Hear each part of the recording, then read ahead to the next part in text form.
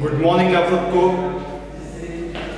हम बात कर रहे थे भारतीय इतिहास के स्रोत, और भारतीय इतिहास के स्रोतों में इसके पहले वाले वीडियो में हमने देख लिया था वेदों को, ठीक है, और वेदों के बारे में हमने विस्तृत चर्चा की थी। लेकिन आज एक नेक्स्ट वीडियो में देखते हैं कुछ और स्रोतों की जानकारी के बारे में, जिसमें पहला स्रोत है अभिलेख, ठीक है। वेदों के बाद दूसरा स्रोत क्या है? अभिलेख। अभिलेख क्या होते हैं, ठीक है, इसके बारे में हम विस्तृत चर्चा करते हैं। पुरातात्विक स्रोतों के अंतर्गत सर्वाधिक महत्वपूर्ण स्रोत अभिलेख माने जाते हैं। जितने भी पुरातात्विक स्रोत हैं उन स्रोतों में अभिलेख क्या माने जाते हैं? सर्वाधिक महत्वपूर्ण स्रोत माने जाते हैं। प्राचीन भारत के अधिकतर अभिलेख पाषाण शिलाओं, स्तंभों, ताम्रपत्रों तथा प्रतिमाओं पर उत्कीर्ण हैं। प्राचीन भारत के ज्यादातर अभिलेख, पहले तो अभिलेख, सर्वाधिक जो अभिलेख लिखे वो अशोक के द्वारा लिखे गए थे। किस पर? स्तंभों पर, पत्थरों पर, भवनों पर, स्मारकों पर, ठीक है, ताम्रपत्रों पर। तो भारत के जो अधिकतर अभिलेख हैं पाषाण शिलाओं, भारत के जो अधिकतर अभिलेख, भारत के अधिकतर अभिलेख, अधिकतर अभिलेख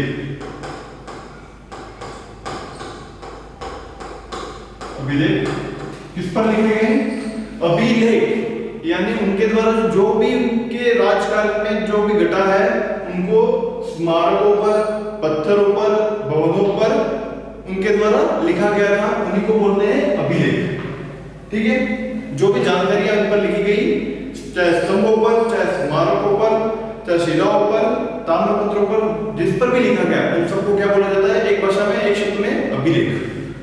तो सब भारत में अधिकतर जो अभिलेख है वह किस पर लिखे गए? शिलाओं पर, शिला मतलब पत्थर, शिलाओं पर,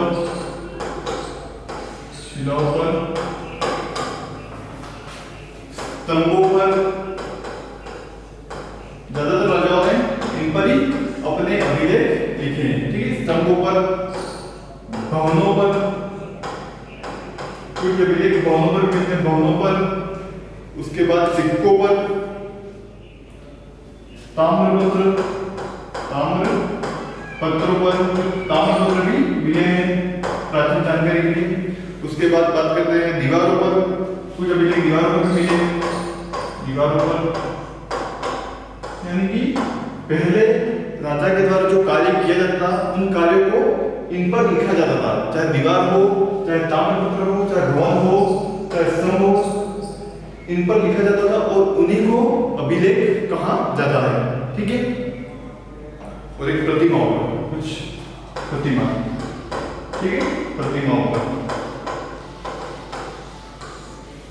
भारत पर अधिकतर जो अभिलेख है, भारत में अधिकतर अभिलेख शिलालेखों पर मिलते हैं, कुछ अभिलेख स्तंभों पर मिलते हैं, भवनों पर मिलते हैं, ताम्रपत्रों पर मिलते हैं और दीवारों, प्रतिमाओं पर मिलते हैं। ये तो हो गई पहली बात। दूसरी बात यह है कि पुरातात्विक जितने भी स्रोत हैं इनमें अभिलेखों का स्थान महत्वपूर्ण माना जाता है। पुरातात्विक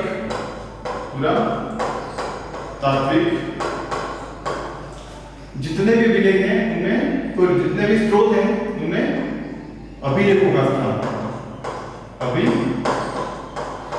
अभिलेखों का स्थान महत्वपूर्ण माना जाता है, महत्वपूर्ण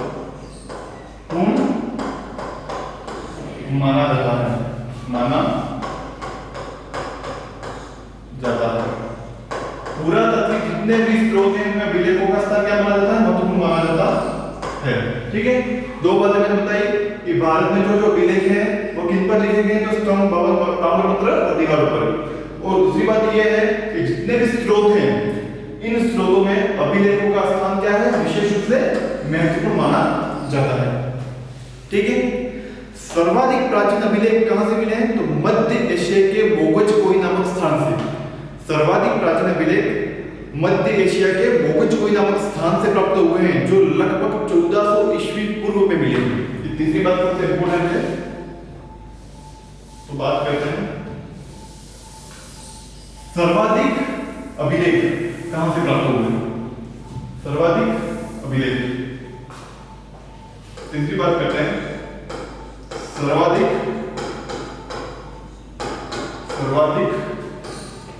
अभिलेख। सर्वाधिक अभिलेख कहां से प्राप्त हुए? तो सर्वाधिक अभिलेख मध्य एशिया के बोगजकोई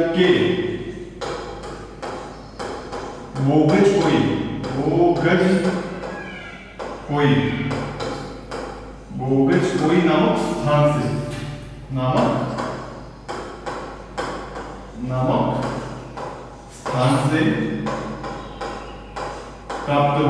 स्थान से प्राप्त हुए हैं। ठीक है, मध्य एशिया के बोगजकोई नामक स्थान से प्राप्त हुए हैं और लगभग 1400 ईस्वी पूर्व मिले हैं। और कब मिले हैं ये? तो कब मिले हैं? तो 1400 ईस्वी पूर्व, 1400 ईस्वी पूर्व तक ये अभिलेख प्राप्त हुए हैं।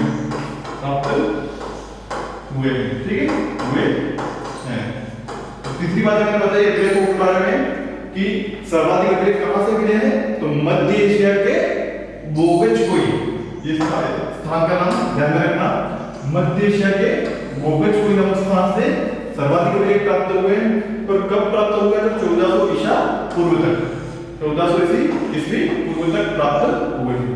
ठीक है, तो अभिलेखों के बारे में ये तीसरी बात मैंने बताई। अब थोड़ा आगे देख लेते हैं।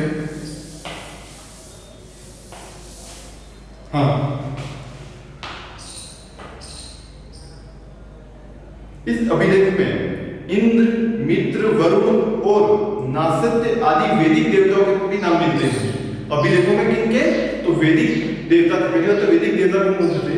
तो इंद्र, मित्र, वरुण और नासत्य, ये वैदिक देवताओं के नाम भी इन अभिलेखों में मिलते हैं। ठीक है, भारत में सबसे प्राचीन अभिलेख अशोक के हैं। ये सबसे इंपॉर्टेंट बात है छोटी।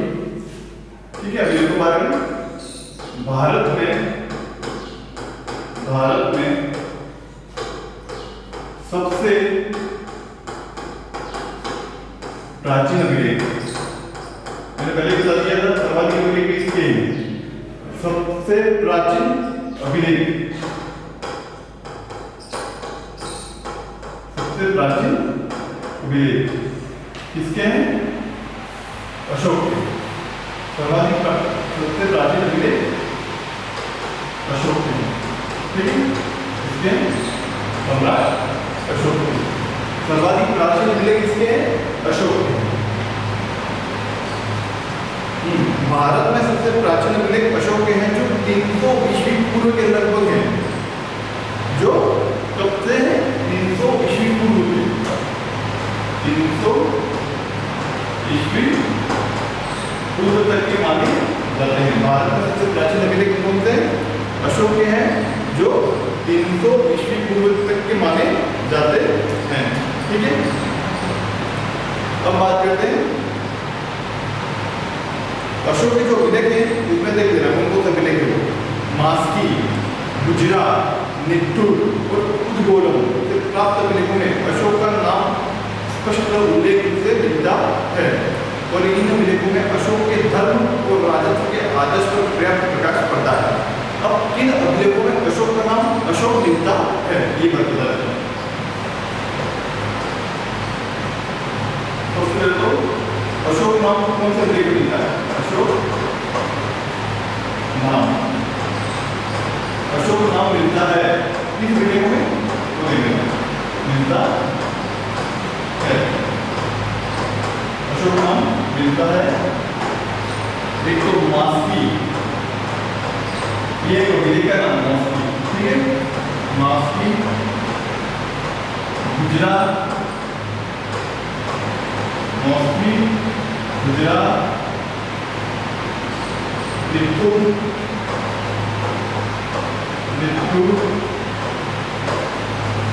और नासदेव। ठीक है, और लास्ट क्या है? उद्गोलम, उद्गोलम, इन अभिलेखों, इन 4 अभिलेख हैं जिनमें अशोक का नाम अशोक मिलता है। इन अभिलेखों में हमें ये बात पता चलती है कि अशोक नाम का कोई राजा था जिसके द्वारा ये अभिलेख लिखे गए। ठीक है, आगे बात करते हैं। अशोक के अधिकतर अभिलेख अब भाषा लिपि देखते हैं। ठीक है, तो अशोक के अधिकतर जो अभिलेख हैं वो ब्राह्मी लिपि में है और केवल उत्तर पश्चिम भारत में कुछ अभिलेख प्राप्त हुए जो खगोष्ठी लिपि में लिखे गए हैं। अशोक के समय 2 लिपियां प्रचलित थी। अशोक के समय में 2 लिपियां प्रचलित थी। पांचवी बात करते हैं।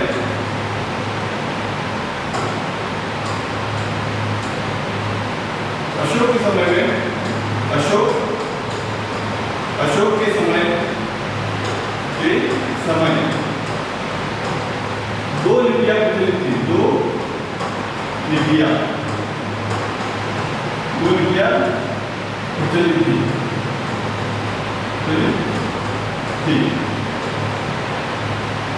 एक तो ब्राह्मी और दूसरी है खगोष्ठी।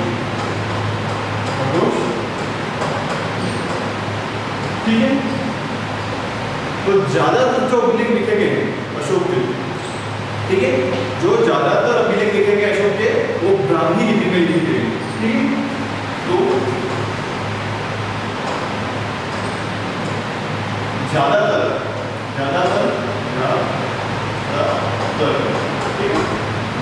जो अभिलेख लिखे गए अशोक के, जो ज्यादातर अभिलेख लिखे गए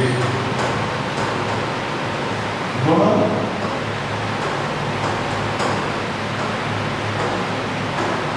ब्राह्मी लिपि में लिखे गए। ठीक है, और कौन सी लिपि में? ब्राह्मी लिपि में लिखे गए। अशोक के जो ज्यादातर अभिलेख हैं वो ब्राह्मी लिपि में लिखे गए हैं। ठीक है, अशोक के जो ज्यादातर अभिलेख हैं वो ब्राह्मी लिपि में लिखे गए हैं। उत्तर पश्चिम से प्राप्त 2 अभिलेख हैं जो खगोष्ठी लिपि में लिखते हैं। उत्तर पश्चिम भारत में कुछ अभिलेख हैं जो खगोष्ठी लिपि में लिखे गए। कुछ अभिलेख हैं, ये कुछ अभिलेख लिपि मिलते हैं। कुछ अभिलेख हैं जिनकी लिपि कौन सी है? खगोष्ठी। जिनकी लिपि खगोष्ठी है।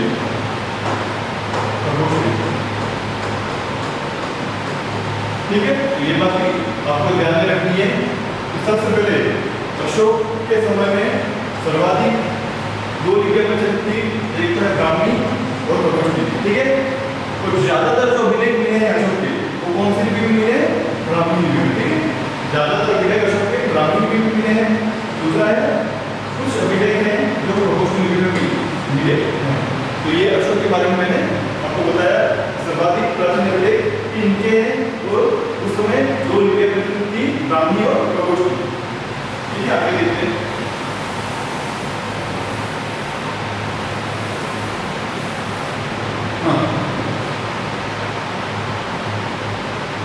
खगोष्ठी लिपि फारसी लिपि की भांति दाईं से बाईं ओर लिखी जाती है। खगोष्ठी जो लिपि थी वो फारसी लिपि की भांति दाईं से बाईं ओर लिखी जाती थी। ये लिख लेना है थोड़ा। खगोष्ठी जो लिपि थी, खगोष्ठी लिपि, यह जो लिपि है, यह लिपि दाईं से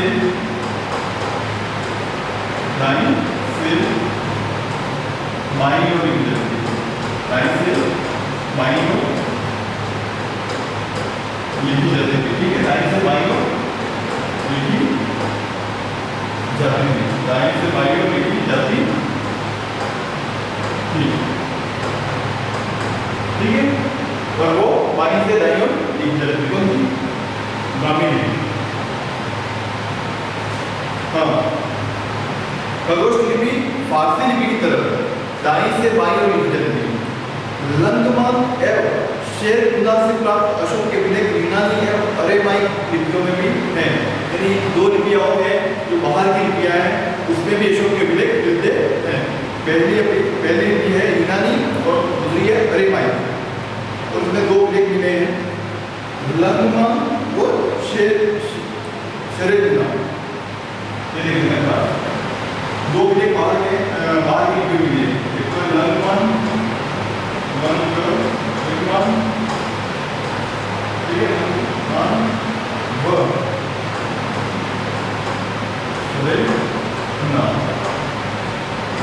ये जो है अभिलेख वो यूनानी व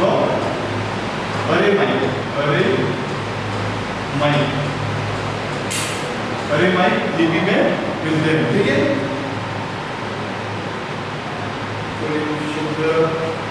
आर्मेनिक लिखता हूं ठीक है, आर्मेनिक लिपि में मिलते हैं। ये जो दो अभिलेख मिले हैं, एक तो लंगमान और एक शेरकुदा, ये अभिलेख यूनानी व आर्मेनिक लिपि में मिलते हैं। प्रारंभिक अभिलेख गुप्त काल से पहले के, यानी कि जो प्रारंभिक अभिलेख है गुप्त काल से पहले के वो प्राकृत भाषा में है, किंतु गुप्त तथा गुप्तोत्तर काल के अधिकतर अभिलेख संस्कृत भाषा में मिलते हैं। अगर बात करें गुप्त काल से पहले की बात, यानी कि मौर्योत्तर काल के अंत तक, गुप्त काल से पहले जो अभिलेख मिले हैं वो उनकी भाषा प्राकृत थी, ठीक है। एक बात और बताता हूं उनके बारे में कि गुप्त काल से पहले यानी मौर्योत्तर काल के मौर्य काल के अंत में, गुप्त काल से पूर्व, गुप्त काल से पूर्व कुछ अभिलेख मिले हैं जिनकी भाषा क्या है, जिनकी भाषा थी प्राकृत। गुप्त काल से पूर्व जो अभिलेख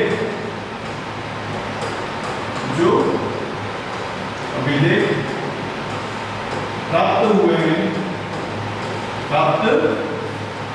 हुए हैं उनकी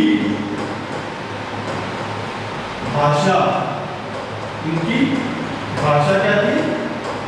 उनकी भाषा प्राकृत थी, ठीक है। क्या थी? प्राकृत थी। उनकी भाषा क्या थी? प्राकृत थी। यानी कि गुप्त काल से पूर्व और मौर्य काल के अंत में जो अभिलेख मिले हैं उनकी भाषा क्या थी? प्राकृत थी। किंतु गुप्त तथा गुप्तोत्तर काल के अधिकतर अभिलेख संस्कृत भाषा में मिलते हैं।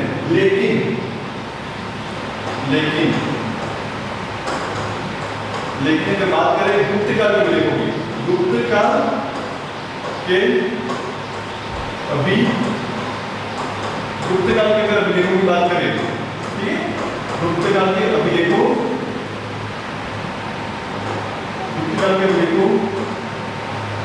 लेकिन गुप्त काल के जो अभिलेख हैं उनकी भाषा गुप्त काल के अभिलेखों की भाषा क्या थी? गुप्त काल के अभिलेख उनकी भाषा थी संस्कृत। यानी आप समझ सकते हो कि मौर्य काल तक, अशोक के समय तक लिपियां कौन सी थी? ब्राह्मी और खगोश थी और भाषा थी प्राकृत। लेकिन जैसे ही गुप्त काल आया उस समय भाषा हो गई अभिलेखों की संस्कृत, ठीक है। बात करते हैं आगे।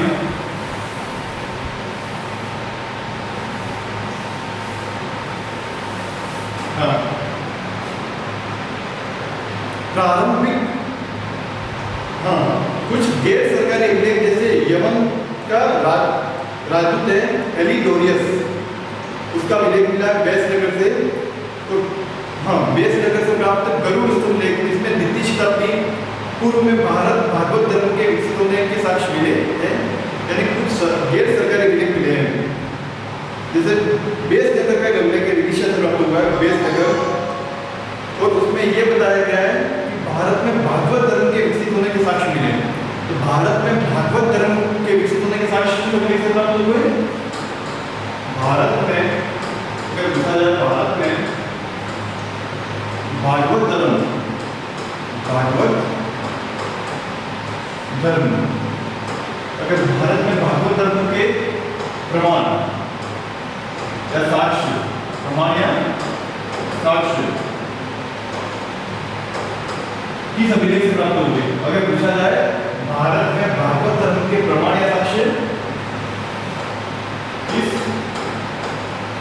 अभिलेख से प्राप्त हुए? किस अभिलेख से प्राप्त हुए हैं, ठीक है। अगर पूछा जाए भारत में भागवत धर्म के प्रमाण या साक्ष्य किस अभिलेख से प्राप्त हुए, तो आपका आंसर जाएगा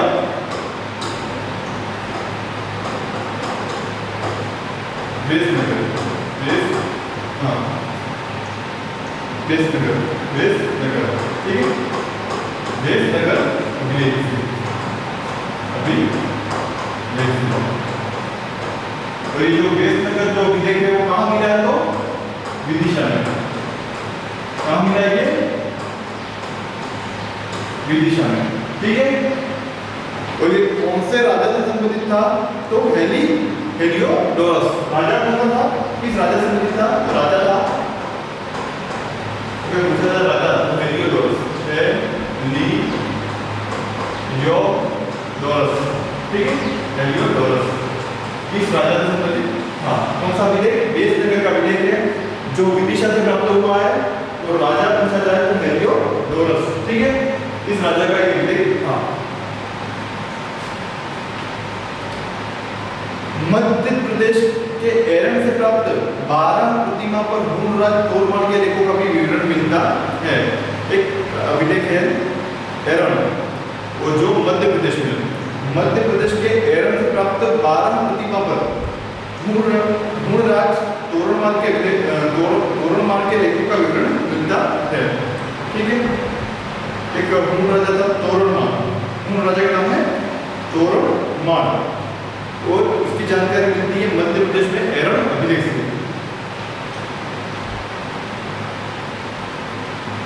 हाँ, सबसे अधिक अभिलेख मैसूर में मिले, ये बात ध्यान रखना खाली, कि सर्वाधिक अभिलेख, सबसे ज्यादा अभिलेख कहाँ मिले?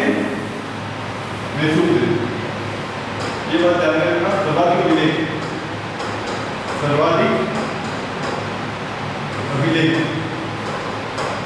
कहाँ से प्राप्त हो गई? सर्वाधिक अभिलेख तो मैसूर से। कहाँ से प्राप्त हो गई? मैसूर से सर्वाधिक अभिलेख प्राप्त हुए हैं, ठीक है, मैसूर से सर्वाधिक अभिलेख प्राप्त हुए हैं।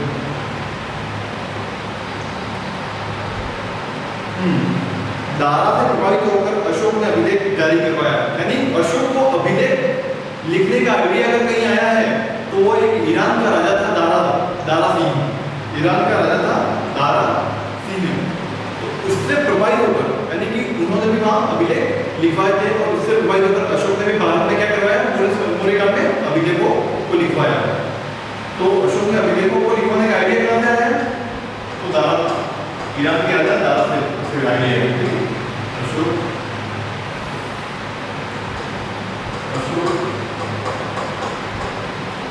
को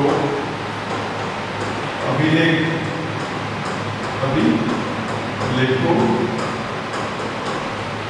का विचार कहाँ से है? अभिलेखों का विचार ईरान के राजा ईरान के राजा का नाम है दारा, दारा से आया, ठीक। और दूसरी भारत में विजय लिखवाया, ठीक है। हाँ, एक लाभ देख लेना। सर्वप्रथम 1837 में जेम्स प्रिसेप ने ब्राह्मी लिपि में लिखित अशोक के अभिलेखों को पढ़ा, तो अशोक के अभिलेखों को पढ़ने वाला सबसे पहला व्यक्ति था जेम्स प्रिसेप 1837 में, ठीक है। ये लाभ बता देता हूँ, बस खत्म करेंगे। सबसे पहली बात तो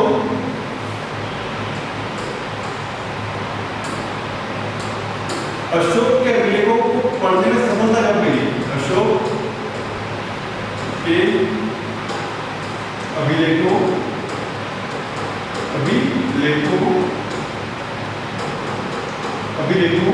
को पढ़ने में सफलता कब मिली? वह किसे मिली? किसे मिली, ठीक है।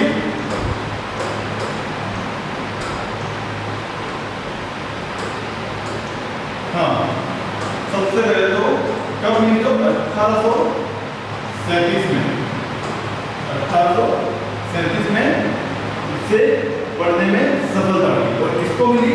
तो जेम्स प्रिसेप, जेम्स प्रिसेप, ठीक है। जेम्स प्रिसेप नाम का व्यक्ति था जिसने अशोक के अभिलेखों को सर्वप्रथम पढ़ा, ठीक है। तो ये बात थी आज अभिलेखों की, ठीक है। तो आज का टॉपिक यही समाप्त करते हैं और आगे की बात कल करेंगे। Thank you.